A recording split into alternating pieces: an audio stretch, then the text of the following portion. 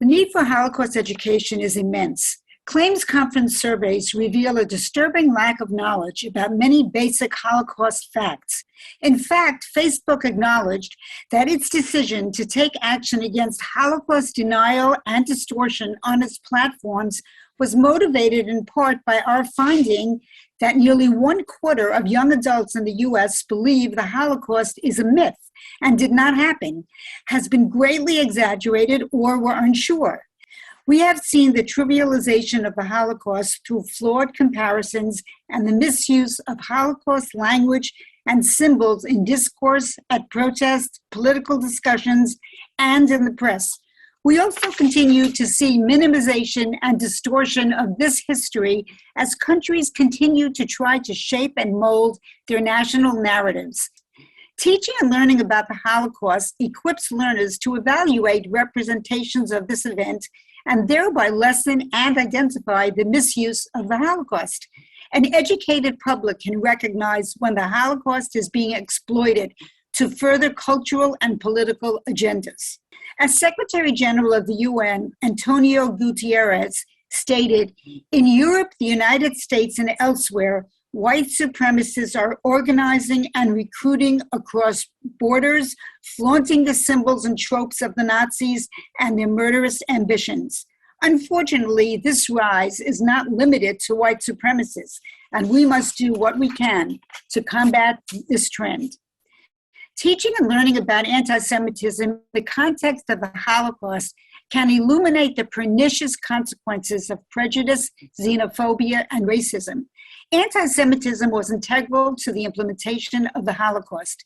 Studying this critical history, including the various modalities that were used to promote anti-Semitism, can help the public to understand the mechanisms that facilitated the Holocaust and continue to endanger Jews around the world today. As the need for education is increasing, the number of survivors among us is decreasing.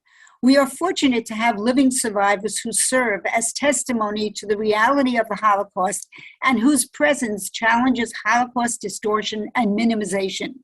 The most effective Holocaust education efforts are those that deploy survivors themselves in classrooms, public venues, and through their testimonies. The Claims Conference has launched a number of social media campaigns which highlight survivors giving their testimony.